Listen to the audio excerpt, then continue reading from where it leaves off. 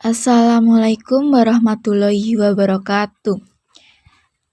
Saya perwakilan kelompok 8 ingin mempresentasikan hasil kerja kelompok kami yang beranggotakan 1. Aditya Pramudia, nomor absen 2. 2. Gita Pustikasari, nomor absen 12. 3. Jawairia Anintya, nomor absen 19. 4. Wirawan Satria Bekti, nomor absen 36. Kehidupan ekonomi pada masa demokrasi terpimpin. Pada masa demokrasi terpimpin, keadaan ekonomi dan keuangan Indonesia mengalami masa suram. Untuk menanggulangi keadaan ekonomi tersebut, pemerintah mengeluarkan kebijakan di bidang ekonomi dan keuangan. A. Pembentukan Badan Perencanaan Pembangunan Nasional atau Bappenas. Untuk melaksanaan pembangunan ekonomi, di bawah Kabinet Karya dibentuk Dewan Perancang Nasional atau Dapernas pada tanggal 15 Agustus 1959. Dapernas dipimpin oleh Muhyamin dengan anggota berjumlah 50 orang. Pembentukan Dewan Perancang Nasional ini tertuang dalam Undang-Undang Nomor 8 Tahun 1958 dan Peraturan Pemerintah Nomor 23 1958. Tugas Dapernas adalah menyiapkan rancangan undang-undang pembangunan nasional dan menilai penyelenggaraan pembangunan. Hasil yang dicapai Dapernas dalam waktu 1 tahun berhasil menyusun rancangan dasar Undang-Undang Pembangunan Nasional Semesta Berencana tahapan tahun 1961 sampai 1969 yang disetujui oleh MPRS dengan ketetapan MPRS nomor 2/MPRS/1960. Pada tahun 1963, Dapernas diganti nama menjadi Badan Perencanaan Pembangunan Nasional atau Bappenas yang dipimpin oleh Presiden Soekarno. Tugas Bappenas adalah sebagai berikut. 1. Menyusun rencana pembangunan jangka panjang dan jangka pendek. 2. Mengawasi pelaksanaan pembangunan. 3. Menilai hasil kerja Mendataris MPRS. B. Penurunan nilai uang atau devaluasi.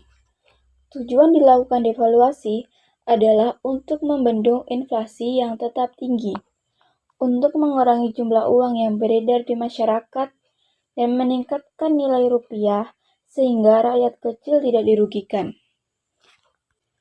Untuk membendung inflasi dan mengurangi jumlah uang yang beredar di masyarakat, pada tanggal 25 Agustus 1959, pemerintah mengumumkan penurunan nilai uang atau devaluasi sebagai berikut. 1. Uang kertas pecahan bernilai Rp500 menjadi Rp50. 2. Uang kertas pecahan bernilai Rp1.000 menjadi Rp100. 3.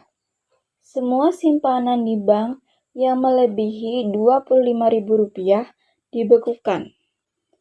Namun, usaha pemerintah tersebut tidak mampu mengatasi kemerosotan ekonomi, terutama perbaikan dalam bidang moneter. C. Deklarasi Ekonomi atau Dekon. Untuk mengatasi keadaan ekonomi yang semakin suram, maka pada tanggal 28 Maret 1963 dikeluarkan landasan baru bagi perbaikan ekonomi secara menyeluruh, yaitu Deklarasi Ekonomi atau Dekon. Tujuan dibentuk Dekon adalah untuk menciptakan ekonomi yang bersifat nasional, demokratis, dan bebas dari sisa-sisa imperialisme untuk mencapai tahap ekonomi sosialis Indonesia dengan cara terpimpin. Namun, dalam pelaksanaannya, Dekon tidak mampu mengatasi kesulitan ekonomi dan masalah inflasi. Dekon justru mengakibatkan stagnasi bagi perekonomian Indonesia. Struktur ekonomi Indonesia menjurus pada sistem etatisme.